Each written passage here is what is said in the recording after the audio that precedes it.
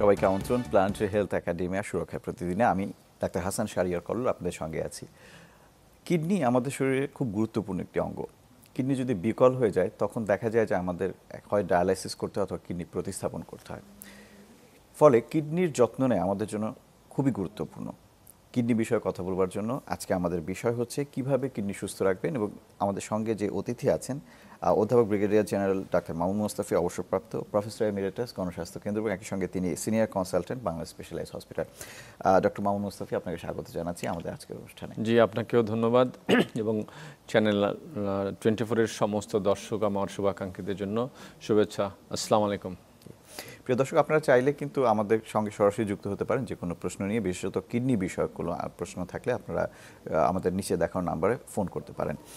Doctor Mamun মোস্তফি, আমরা শুরু করি এইভাবে যে কিডনি রোগীর বা রোগের অবস্থাটা বাংলাদেশে এখন কেমন? ধন্যবাদ ডক্টর কল্লোল।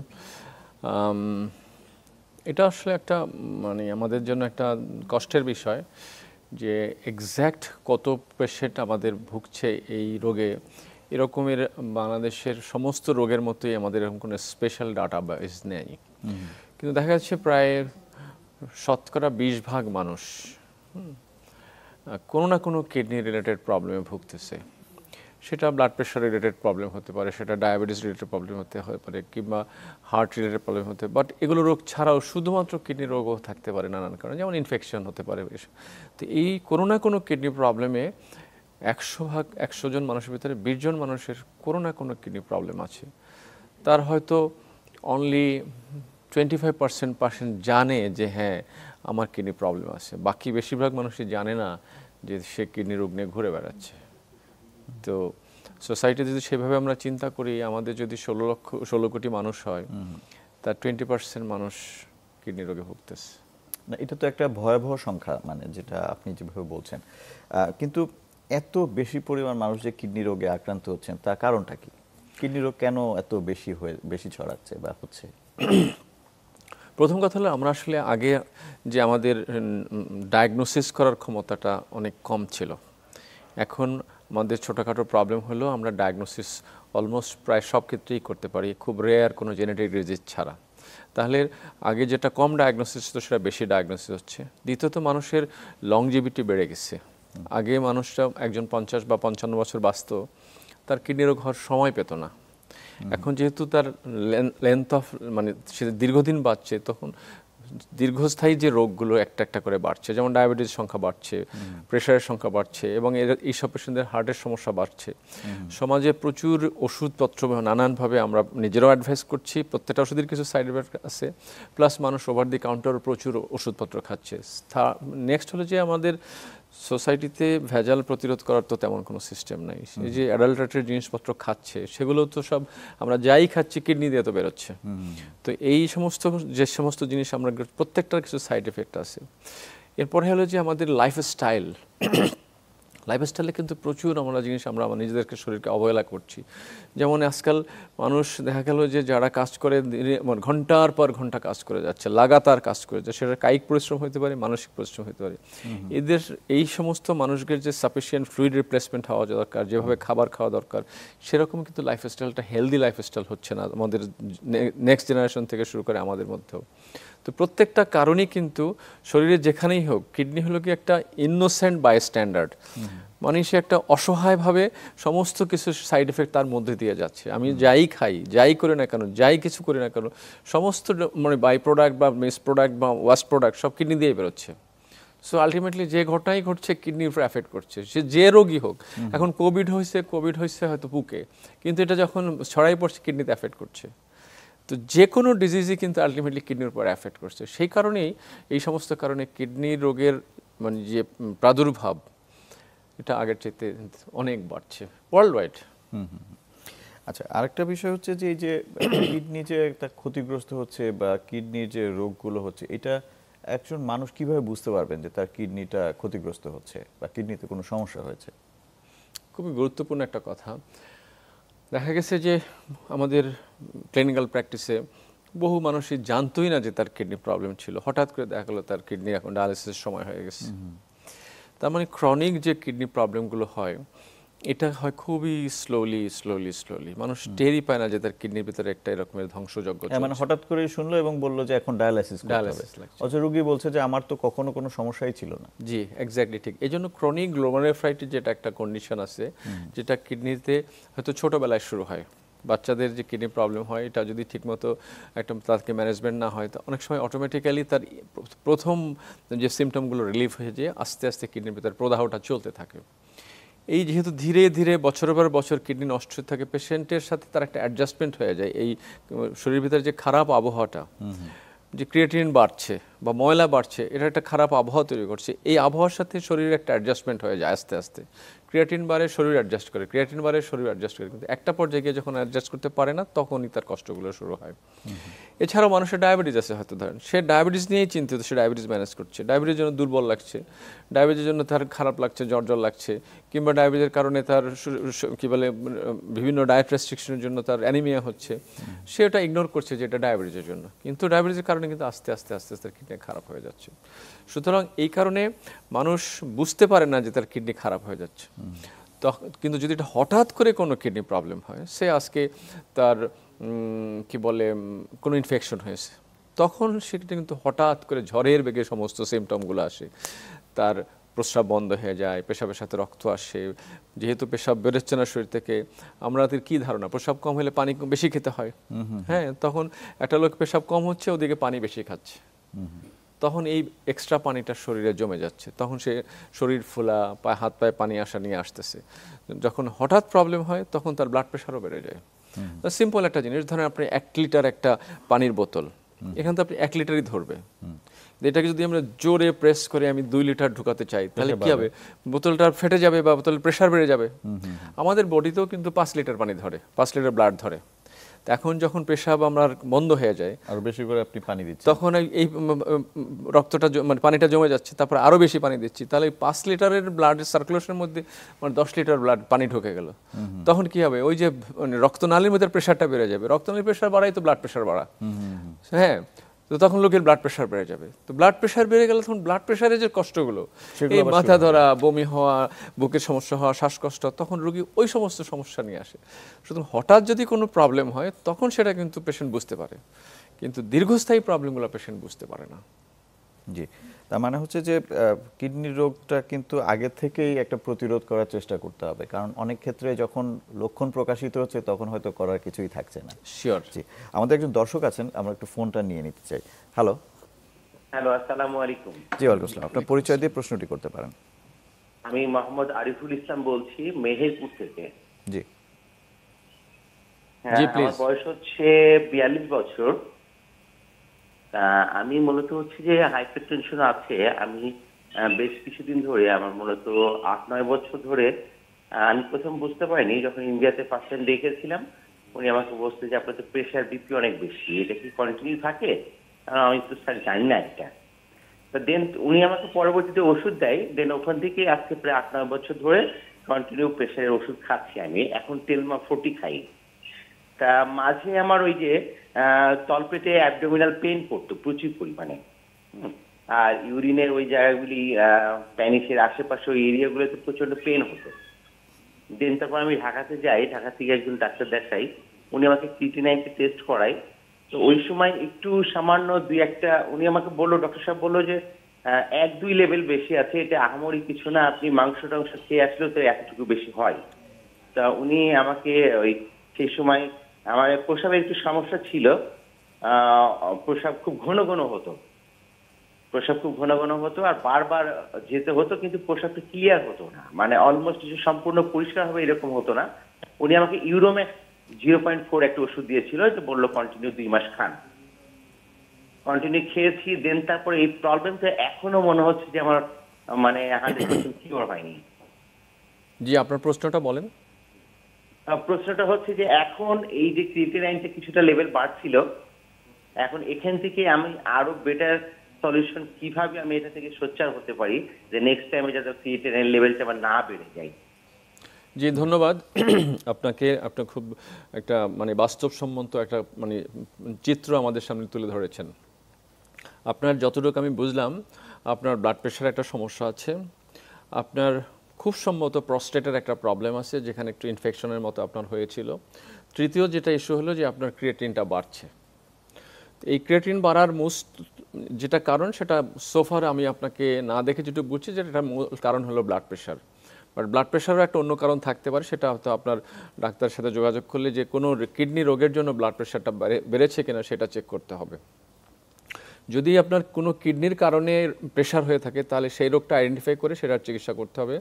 আর যদি শুধুই ব্লাড প্রেশারের জন্য ক্রিয়েটিন বেড়ে থাকে, তাহলে আপনার সবচেয়ে ইম্পর্টেন্ট কাজ হলো ব্লাড প্রেশারটাকে আমাদের রিকমেন্ডেশন মতো নিয়ন্ত্রিত রাখা। যেমন উপরের ব্লাড প্রেশারটা যেন 110 থেকে 130 থাকে, এই টার্গেটের মধ্যে যেন থাকে, 110-এর নিচেও যেন আসে না, 130-এর যেন উপরেও যায় না। এটার জন্য আপনি টেলমা যে ওষুধটা খাচ্ছেন, এটা খুব এক্সিলেন্ট ওষুধ। এটার দরকার হলে এটার ডোজটা আপনি আরও বাড়াতে পারবেন। এই ব্লাড প্রেশার ম্যানেজ করার পরে দ্বিতীয়ত আসছে আপনার প্রোস্টেটের ওষুধ সমস্যাটা। আপনি প্রোস্টেটের জন্য ইরোম্যাক্স যেটা খাচ্ছেন, সেটা আপনি এখন আবার আলট্রাসাউন্ড করবেন। আলট্রাসাউন্ড করে দেখেন যে আপনার প্রোস্টেটের সমস্যাটা এটাতে কারেকশন হচ্ছে কিনা। যদি দেখা যায় যে আপনার প্রস্রাব পুরোটা ঠিকমতো বের হচ্ছে না, তাহলে আপনাকে ইরোম্যাক্সের ডোজটা রিভিউ করতে হবে এবং অন্য ওষুধ যোগ করতে হবে। এটার সাথে আপনার ইনফেকশন থাকতে পারে, তো সুতরাং ইউরিনে একটা রুটিন এবং কালচার করে যদি ইনফেকশন থাকে সেটার চিকিৎসা করতে হবে। সেকেন্ড এটা গেল। এরপরে আপনি হাইপারটেনশনের সাথে সাথে আপনার কোলেস্টেরল প্রবলেম থাকতে পারে, আপনি সেটা রিভিউ করে অবশ্যই কোলেস্টেরল ওষুধের সাথে যোগ করবেন, কিন্তু সেটা শুধু অ্যাটোরভাস্টাটিন খাবেন, আর কোনো কোলেস্টেরল ওষুধ কিডনির জন্য সেফ নয়। Atorvastatin and only atorvastatin. Next হলো যে আপনার ডায়েটটা কী হবে, এটা খুবই ইম্পর্ট্যান্ট। এটার জন্য আপনার একজন কিডনি স্পেশালিস্টকে দেখাবেন। আপনার পটাশিয়াম কেমন থাকে, আপনার সোডিয়াম কেমন থাকে, আপনার ইউরিক অ্যাসিড কেমন থাকে, আপনার ফসফেট কেমন থাকে, আপনার ক্যালসিয়াম কেমন থাকে। এই 5টা জিনিস দেখার পরে আপনার ডায়েটটা আপনার কিডনি ডাক্তার আপনাকে সেট করে দেবে। আপনাকে আমি যে কথা বলবো সেটা অন্যর জন্য ঠিক নাও হতে পারে, সুতরাং প্রত্যেকটা পেশেন্টের ডায়েটটা একটু ডিফারেন্ট হবে। আপনি অবশ্যই একজন এরকম নির্ভরযোগ্য মানুষের দেখা করে আপনার ডায়েটটা ঠিক করে নেবেন। তবে একটা কথা আমি বলে রাখছি, সমস্ত কিডনি রোগীদের জন্য যদি পটাশিয়াম লেভেল আপনার ভালো থাকে, 4.5-এর নিচে থাকে, তাহলে সবজিতে সাধারণত কোনো সমস্যা হওয়ার কথা না। যে কোনো সবজি, সেটা পুঁই শাক, পালং শাক বা ফুলকপি হোক। আমরা এটা নিয়ে পরে বোধহয় আলোচনা করতে যাচ্ছি। আমার মনে হয় যে ডায়েট নিয়ে একটা বিস্তারিত আলোচনা করা দরকার। কারণ হচ্ছে যে খাদ্যাভ্যাস নিয়ে, বিশেষ করে কিডনি রোগীদের, এটা নিয়ে অনেক ধরনের ডাইলেমা এবং ভুল ধারণা কিন্তু অনেকের মাঝখানে আছে। আমি আপনাকে মোটামুটি একটা গাইডলাইন দেওয়ার চেষ্টা করেছি। আপনি ভালো থাকবেন ইনশাআল্লাহ। আল্লাহ হাফেজ। জি স্যার, আমরা এবার একটু আসি যে কিডনিতে কি কি ধরনের রোগ হয়, বা কিডনির রোগ কি বাচ্চাদের হতে পারে কিনা? শিওর, বাচ্চাদের তো ইনফ্যাক্ট এখন তো বাচ্চাদের নেফ্রোলজি একটা আলাদা সাবজেক্ট তৈরি হয়েছে, পেডিয়াট্রিক নেফ্রোলজি। কারণ আমাদের অনেক পেশেন্টই ইনফ্যাক্ট আপনি নিশ্চয়ই জানবেন যে নেফ্রোটিক সিনড্রোম যেটা, সেটা মোস্টলি বাচ্চাদেরই হয়। এবং এই নেফ্রোটিক সিনড্রোম বাচ্চাদের যেটা হয়, সেটা আবার ট্রিট করলে একদম সুস্থ ঠিকও হয়ে যায়। তো সেজন্য কিডনির যে রোগটা যেটা আপনি বললেন, যে কিডনির রোগ হতে পারে, কিডনির নিজস্ব রোগ হতে পারে, যে আর কোথাও কোনো রোগ নাই, রোগটা শুধুমাত্র কিডনিতে।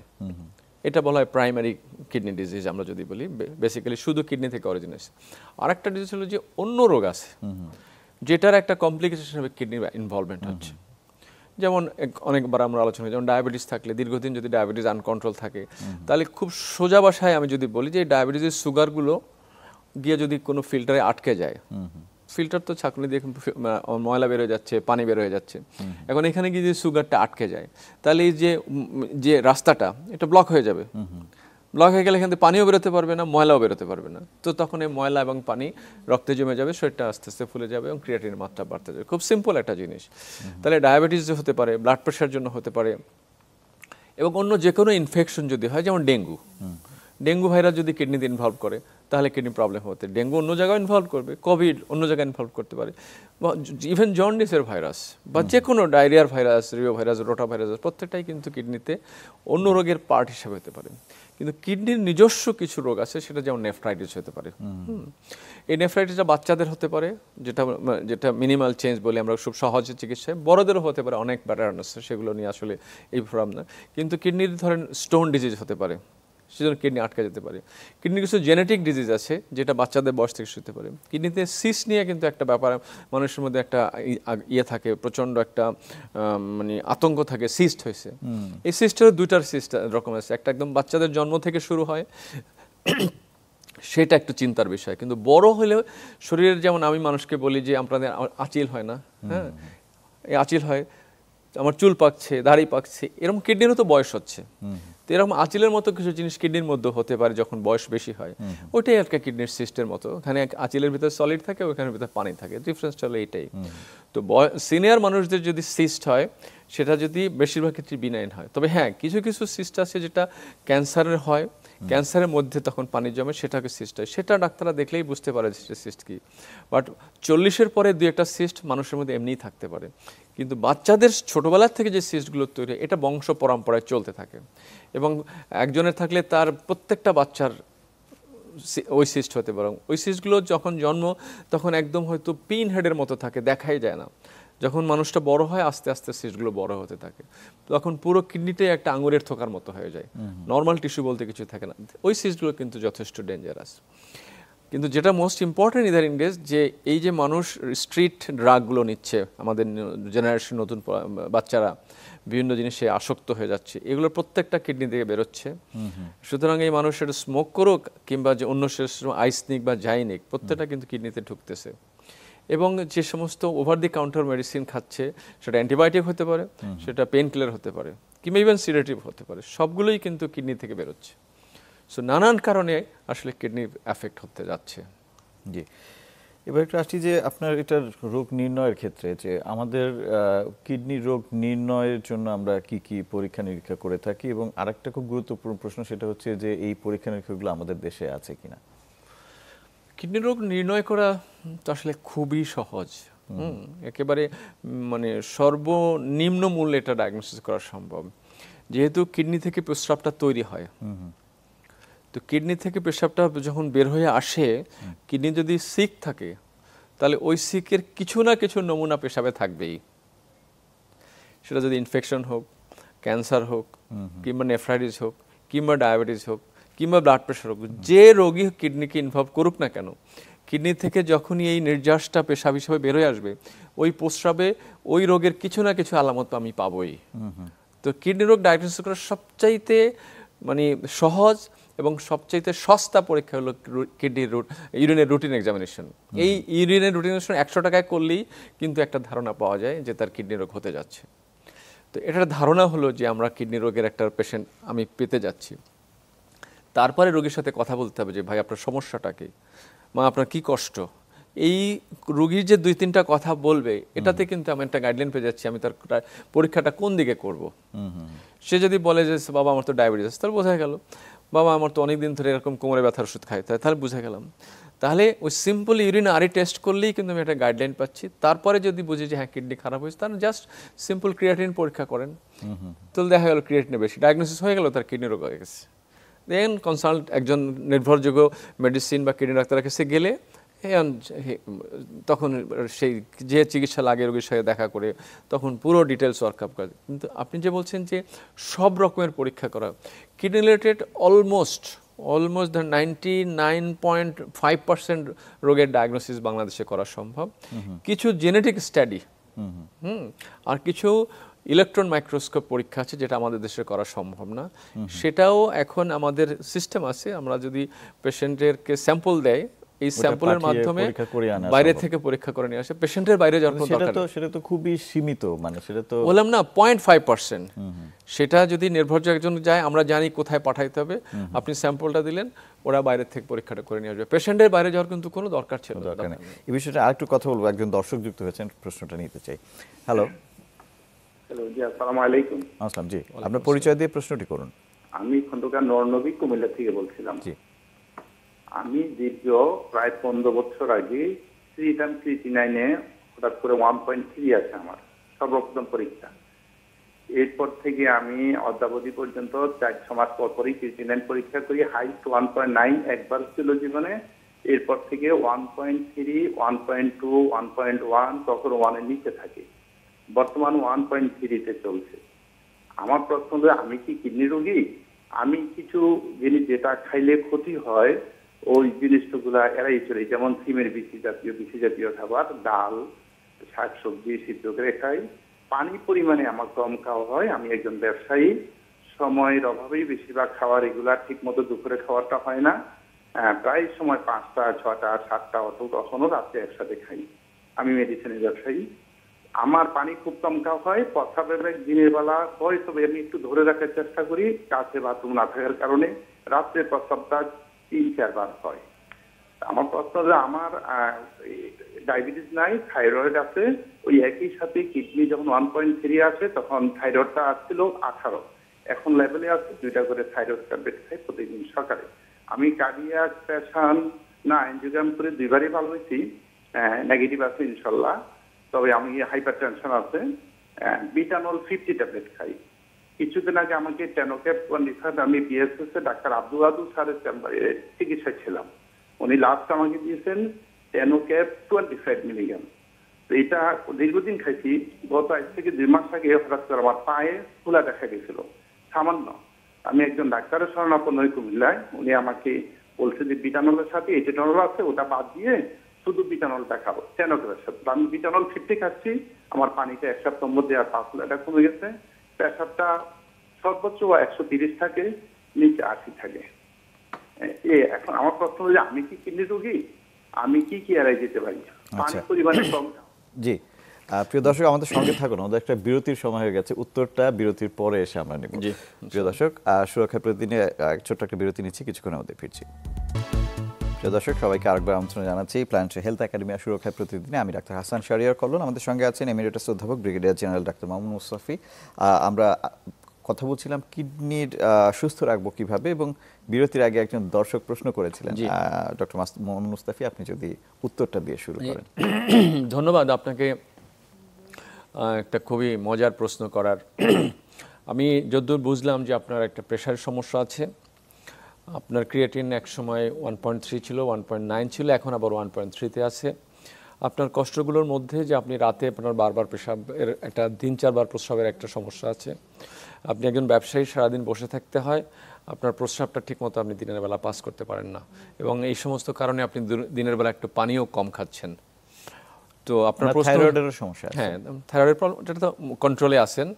আপনার ডায়াবেটিস নাই, আপনার এখন ইস্যু বা আপনার মানসিক একটা মানে অ্যাংজাইটি আছে যে আপনি আসলে কিডনি রোগ আছে কিনা, এবং থাকলে আপনি কিভাবে আপনি চলবেন। তো এটা যদি হয় তাহলে আমি প্রথমেই আপনার সরাসরি উত্তর দিচ্ছি যে হ্যাঁ, আপনার কিছু কিডনি প্রবলেম আছে।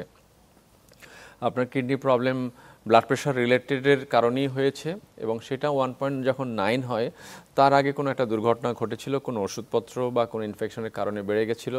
আপনি যথেষ্ট সচেতন মানুষ, ভালো ম্যানেজ করেছেন, চিকিৎসা করেছেন, সেটা আবার আপনার বেজ লাইনের কাছাকাছি আসছে। আপনি যদি আপনার টোটাল জিএফআর দেখেন তাহলে আপনি এটা দেখতে পাবেন যেটা হয়তো 60-র নিচে, হয়তো 50-র কাছাকাছি থাকবে।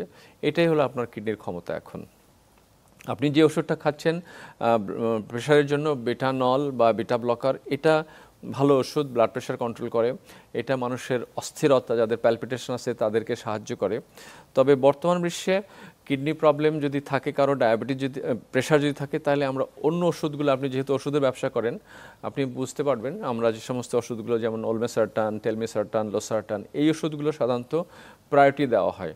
তো আপনাকে বিটা ব্লকার দেওয়া হয়েছে, মানে অ্যাটেনল দেওয়া হয়েছে, নিশ্চয়ই কোনো যুক্তিসঙ্গত কারণ আছে। বাট স্পেসিফিক কোনো যুক্তিসঙ্গত কারণ যদি বিটা ব্লকার না থাকে, তাহলে হয়তো এটা যেহেতু কিডনির একটা ইস্যু থাকতে পারে, আপনি হয়তো ওই জাতীয় ওষুধগুলো রিভিউ করার চেষ্টা করতে পারেন। আপনার লোকাল ডাক্তার ঠিকই করেছে, আপনার পায়ের পানি আসছিল ওই টেনোক্যাবের জন্য, এখানে অ্যামলোডিপিন আছে, সেজন্য সেটা বন্ধ করে দেওয়ার ফলে পানিটা চলে গেছে। আপনি যেহেতু রাতে বারবার পেশাব করছেন, রাতে বারবার পেশাব করতে পারে 2টা কারণে। এক, যদি কিডনি প্রবলেম থাকে তাহলেও নকটুরিয়া বা রাতে প্রস্রাব হতে পারে, অথবা আপনার প্রোস্টেট প্রবলেমও থাকতে পারে, সেজন্য আপনার রাতে প্রস্রাব হতে পারে। তো যেটাই হোক, আপনার আল্ট্রাসাউন্ড করলেই বুঝতে পারবেন যে প্রোস্টেটের প্রবলেম আছে কি না।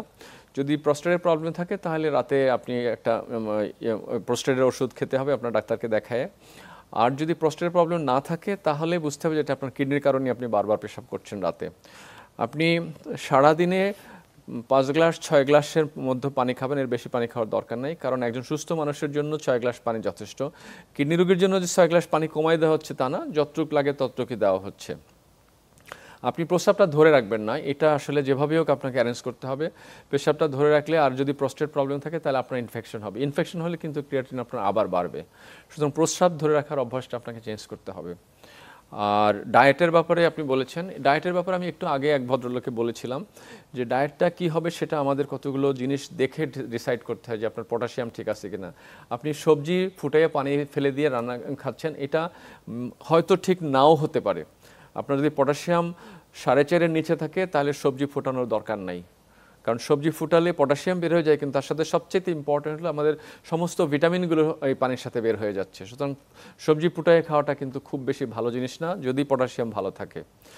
আর বাকি সবজি আপনি বিচি খাচ্ছেন না, সিমের বিচি খাচ্ছেন না, তার মানে ডাইলও খাচ্ছেন না, মটরশুঁটিও খাচ্ছেন না। এই ডাইল খাওয়া যাবে কিনা বা সবজির বিচি খাওয়া যাবে কিনা সেজন্য আপনার ইউরিক অ্যাসিডটা দেখতে হবে। যদি ইউরিক অ্যাসিড খুব বেশি থাকে তাহলে হয়তো এটা রেস্ট্রিক্ট করা যেতে পারে। বাট একটা ইন্টারেস্টিং জিনিস হলো, যেহেতু নতুন রিসার্চে যেটা পাওয়া গেছে, আমরা যে সবজি খাই সবজির ভিতরে দুটো জিনিস থাকে, ইউরিক অ্যাসিড থাকে আবার ভিটামিন সিও থাকে। ভিটামিন সি আর ইউরিক অ্যাসিড যদি একসাথে থাকে তাহলে এই ইউরিক অ্যাসিড অ্যাবজর্ব হয় না, ওটা পায়খানার সাথে বের হয়ে যায়। তো যদি আপনার ইউরিক অ্যাসিড বেশিও থাকে, 10-এর নিচে থাকে, তাহলেও কিন্তু এই বিচি খাওয়ার কোনো বিচি না খাওয়ার কোনো কারণ নাই, আপনি তখন ডাইলও খেতে পারবেন। আপনি যে জিনিসটা অ্যাভয়েড করবেন সেটা হলো গরু, খাসি, মানে 4 পায়ে হাঁটে চতুষ্পদ প্রাণীর এই জিনিসগুলো আপনাকে অ্যাভয়েড করতে হবে, এটা খাওয়াই যাবে না। যত আপনি ডাইল বন্ধ করেন কোনো লাভ নাই যদি আপনি এগুলো খাওয়া বন্ধ না করেন। সেকেন্ড হলো আপনি মানুষের অঙ্গ প্রত্যঙ্গ, মানে মুরগির অঙ্গ প্রত্যঙ্গ যেগুলো, গিলা, কলিজা, মগজ, চামড়া, এই 4টা জিনিস খাওয়া যাবে না। তাহলে আপনি গরু, খাসি আর এই মুরগির এই কটা জিনিস। আর যদি ইউরিক অ্যাসিড বেশি থাকে তাহলে আপনি মাছের ডিমও খাবেন না এবং সমুদ্রের মাছ খাবেন না। এই কটা জিনিস অ্যাভয়েড করেন। সবজির প্রতি এত মানে অ্যালার্জিক হওয়ার কোনো দরকার নাই, কারণ সবজি বা দেখা গেছে ইদানিং বিশ্বে সবজি কিডনির জন্য যথেষ্ট সেফ। আমি এই কথাটা আবার বলছি, যদি অন্য রোগীরাও শুনে থাকেন তাদেরও কাজে লাগবে। তো আমার মনে হয় আপনি ব্লাড প্রেশার ওষুধটা রিভিউ করবেন, প্রস্টেটের ব্যবস্থা করবেন, ডায়েটটা আপনি এভাবে অ্যাডজাস্ট করার চেষ্টা করেন, প্রস্রাবটা আপনি নিয়ন্ত্রণ করার মানে যে করছেন টাইট করে এটা করবেন না। ধন্যবাদ। জি, আমার মনে হয় যে ডায়েট নিয়ে বারবার কথা আসছে, যেহেতু আমরা সেই প্রশ্নটাও এখনই করতে চাই যে আসলে কিডনি রোগীদের খাদ্যাভ্যাস নিয়ে নানা ধরনের কথা আছে এবং বিভিন্ন চিকিৎসক বিভিন্নভাবে বলেন। রোগীরাও এখন তো গুগল করা খুব সহজ এবং বিভিন্ন ইন্টারনেটে অনেক ধরনের তথ্য এবং অপতথ্য সেটাও থাকে। তো সেই জন্য একটু যদি আপনি গুছিয়ে বলেন যে কিডনি রোগীদের খাবারের প্ল্যানটা কি হওয়া উচিত। ইনফ্যাক্ট বাই দিস সেম দুজনের প্রশ্নে অনেকটা জিনিসটা উঠে আসছে। সবচেয়ে ইম্পর্টেন্ট হলো প্রোটিন। প্রোটিন আমাদের শরীরের যে সমস্ত হরমোনগুলো বেঁচে থাকার জন্য এসেনশিয়াল হরমোন এবং এনজাইম, এগুলোতে মোস্টলি প্রোটিন দ্বারা তৈরি। রাইট। তো এখন যদি আমি হরমোন না খাই তাহলে আমি তো ইনফ্যাক্ট ওই হরমোন ছাড়া তো আমি বাঁচতে পারবো না, হরমোন তো লাগবে, খেতে হবে, হরমোন তো লাগবে। তখন আমি যদি একদম বন্ধ করে দেই তাহলে আমার শরীরে যে মাংসপেশি আছে, মাংসপেশিতে প্রোটিন আছে, এখান থেকে শরীর প্রোটিন নিয়ে নেবে, যার জন্য মাংসপেশিগুলো শুকায় যাবে, মানুষ চর্মসার একদম মানে পুরো এমার্সিয়েটেড হয়ে যাবে। সুতরাং আমাকে প্রোটিন খেতে হবে। কতটা প্রোটিন খেতে হবে? আমার পার কেজি 0.8 গ্রাম, পার কেজি 0.8 গ্রাম। যেমন একটা লোক যদি 50 কেজি ওজন হয় তাহলে 40 গ্রাম খেতে হবে প্রোটিন। এখন আপনি জেনে খুবই, আমি আমার দর্শকরা আজকে মানে অবাক হয়ে যাবে, একটা ডিমে কতটুকু প্রোটিন থাকে আমাদের বেশিরভাগ ডাক্তার এবং বেশিরভাগ নেফ্রোলজিস্ট পর্যন্ত জানি না। একটু বলে দেন তাহলে, আমি নিজেও আসলে জানতে চাই। সত্যি কথা, একটা ডিমে, মুরগির একটা ডিমে, অ্যাভারেজ ডিমে 6 গ্রাম প্রোটিন থাকে। তার মানে 5টা ডিম খেলেও আসলে 40 গ্রাম হচ্ছে না। তাহলে 5টা ডিম যদি একদিনে খায় তাহলেও কিন্তু 40 গ্রাম হচ্ছে না, যেটা তার ডেইলি রিকোয়ারমেন্ট। আপনি শুধু যদি আপনি আর কোনো আমিষ না খান তাইলে একটা মানুষ যার কিডনি রোগ আছে 6টা ডিম খেতে পারে। আচ্ছা, আমরা মনে করি 2টা ডিম খেলেই বুঝি। সিম্পল জিনিস দেখেন, যদি এই লোকরা, আমি বলি যে আপনি 3 বেলা 2 পিস করে মাছ বা মুরগি বা 2টা ডিম খান, তাহলে কিন্তু তার প্রোটিন প্রবলেম সলভ হয়ে যায়। তার কিন্তু খাবারটা টেস্টি হচ্ছে, লাইফে একটা আনন্দ আসতেছে। কিন্তু কি করছে, সমস্ত প্রোটিন বন্ধ হয়ে যাচ্ছে। তখন সে লোকটা আস্তে আস্তে শুকায় যাচ্ছে, নিস্তেজ হয়ে যাচ্ছে, আস্তে আস্তে সে ক্রেপেল হয়ে যাচ্ছে। কিন্তু এরকম হওয়ার কথা না। সো প্রতিবেলা 2 পিস আমিষ খাবে। আমরা যদি ওজন করতে বলি ইটস কোনোদিনই সম্ভব না। যে এখন একটা ডিম কত বড়, কিন্তু তার প্রোটিন হলো মাত্র 6 গ্রাম, কারণ তার ওর ভিতরে পানি আছে। মূল জিনিসটাই তো হচ্ছে আপনার ভিতরে কুসুমটা। তো সুতরাং প্রতি বেলায় প্রত্যেকটা কিডনি পেশেন্ট 2 পিস আমিষ খাবে। সেটা মাছ হতে পারে 2 পিস, সেটা 2 পিস মুরগি হতে, 2 পিস মুরগির মাংস হতে পারে, বা 2টা ডিম হতে পারে। 2টা ডিম। এখন যদি কেউ ডিম খেতে ইচ্ছেন, চল 6 পিস মাছ খাক। মুরগি খেতে ইচ্ছেন তাহলে 6 পিস ডিম খাক, মানে 6টা ডিম খাক। বুঝতে পেরেছেন? টোটাল 6 পিস খাবে। এখন এরপরে আসছে সে পানি। যেহেতু আমার কিডনি সমস্ত পানি বের করছে, যত পানি আমি খাবো তত পানি কে বের করবে? এই কিডনি তো বের করতে হবে। সুতরাং পানি বেশি দিলে কিডনি কাজ বেশি করতে হবে, কাজ করতে করতে টায়ার্ড হয়ে যাবে।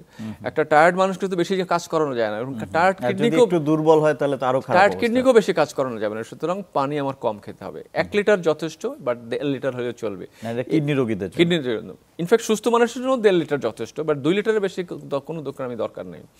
তো এই পানিটা কিন্তু, এই লিকুইডটা কিন্তু ইন অল ফর্ম, কেউ যদি ডাল খায়, দুধ খায়, স্যুপ খায়, তাহলে সব কিছু মিলেই 1.5 লিটার। এটা মনে রাখবেন। আরেকটা কথা অনেকে আমরা জানি না, যে আমরা যে খাবার খাই, এই ভাত খাই, রুটি খাই, সবজি, এখান থেকেও কিন্তু 750 পানি আসতেছে। তো ওই 1.5 লিটারে কিন্তু সব পানি না, আরো 750 পানি কিন্তু আমার ফুডের মধ্যে আসতেছে। তারপরে আমরা অনেক সময় পানি খাই, আমি চা খাচ্ছি, তো চাটাও তো চাটাও এর ভিতরে ইনক্লুডেড। আরেকটা খুব ভালো কথা মনে করছেন, চা খাওয়া নিয়ে মানুষের বিশাল একটা আছে। ওই যে পটাশিয়াম বললাম, পটাশিয়াম যদি ভালো থাকে তাহলে চা খেতে কোনো সমস্যা নেই, কফি খেতে কোনো সমস্যা নেই, বরং চা কফি তার হার্টকে প্রোটেকশন দিবে। তো 2 কাপ চা 2 কাপ কফি 100% জায়েজ। তাহলে পানি গেল। এরপরে আসতেছে সবচেয়ে হলো ডাইল। একটা রোগীদের সবচেয়ে বড় একটা প্রশ্ন আছে, স্যার ডাইল খাওয়া যাবে কিনা। আমি তো স্যার কত বছর ধরে ডাইল খাই না। এখানেও প্রশ্ন আসতেছে ইউরিক অ্যাসিড এবং প্রোটিন। ডাইলে প্রোটিন আছে এবং ইউরিক অ্যাসিড আছে। তো যখন আমি, যদি তার ইউরিক অ্যাসিড নর্মাল 7-এর নিচে আছে, তাহলে সে ডাইল খাবে, কিন্তু যে বেলা ডাইল খাবে সেবেলা ওই 2 পিস থেকে 1 পিস বাদ যাবে। আচ্ছা, কারণ ডাইলে প্রোটিন আছে, সোজা হিসাব। যদি ইউরিক অ্যাসিড নর্মাল, যে কোনো ডাইল, মুসুর ডাল, মুগ ডাল, কোনো সমস্যা নেই, খাবে, কিন্তু তখন একটা প্রোটিন বাদ যাবে ওই বেলায়। এখন ইউরিক অ্যাসিড নিয়ে, কারণ যখন ক্রিয়াটিন বাড়ে তখন ইউরিক অ্যাসিডও বাড়ে। তো ইউরিক অ্যাসিড বাড়লে, ইউরিক অ্যাসিড যে ওষুধটা আমরা দেই, আমার আমার প্রিয় পেশেন্টরা এবং দর্শকরা, ইউরিক অ্যাসিড নাই এমন কোনো সবজি বলতে নাই আসলে। ইউরিক অ্যাসিড যে ওষুধগুলো আমরা ব্যবহার করি, এই ফেবুক্সোস্টাট বা অ্যালোপ্রোনল, এটাও কিডনির জন্য কিন্তু ক্ষতিকর। সুতরাং ইউরিক অ্যাসিড দেখে যদি আমরা মনে করি যে আমার ক্রিয়াটিনিন আছে, আমি ইউরিক অ্যাসিড ওষুধ খেলাম, তাহলে কিন্তু এই ওষুধটা কিন্তু কিডনির সমস্যাটা বাড়াতে পারে। এই কথা একসাথে। হ্যাঁ, সুতরাং ইউরিক অ্যাসিড বাড়লেই যে ওষুধ দিব সেটা কিন্তু কিডনির জন্য ক্ষতিকর হতে পারে। তাহলে ইউরিক অ্যাসিড কখন আমরা দিব? যদি ইউরিক অ্যাসিডের জন্য তার কোনো না একবার না হলেও যদি গিরারে ব্যথা হয়ে থাকে, এই ব্যথা কামড়াকামড়ি ব্যথা না, প্রচন্ড ব্যথা হতে হবে, গাউটের যে প্রচন্ড ব্যথা, হ্যাঁ, তাহলে আমাদের ইউরিক অ্যাসিড ওষুধ দিতে হবে। আমাদের আসলে সময়টা শেষ হয়ে গেছে, আরো একটু বিস্তারিত আলোচনা করতে পারলে ভালো হতো। জি, ডক্টর মামুনুল মুস্তাফি, অনেক ধন্যবাদ। আমরা আজকে শেষ করছি, আগামী দিন হয়তো আবারও কথা হবে। জি, প্রিয় দর্শক, কিডনির সুরক্ষা আমরা কি করতে পারি সেটা ডক্টর মামুনুল মুস্তাফি খুব বিস্তারিত বললেন। আমার মনে হয় যে ভুল ধারণাগুলো নিয়ে আপনারা থাকেন, বিশেষ করে খাবারের ব্যাপারে, সেটা আপনারা ঝেড়ে ফেলবেন, এবং সুষম খাদ্য, যেটা আপনার জন্য পুষ্টিকর খাদ্য, যেটা আপনাকে শরীরকে চালিয়ে নেবে এবং একই সঙ্গে আপনার কিডনিকে সুস্থ রাখবে, সেভাবেই আপনাদের খাদ্যাভ্যাসটা তৈরি করতে হবে। আপনারা সবাই কিডনির যত্ন নেবেন, এই আশায় শেষ করছি আজকের প্ল্যানেটারি হেলথ একাডেমির সুরক্ষা প্রতিদিন।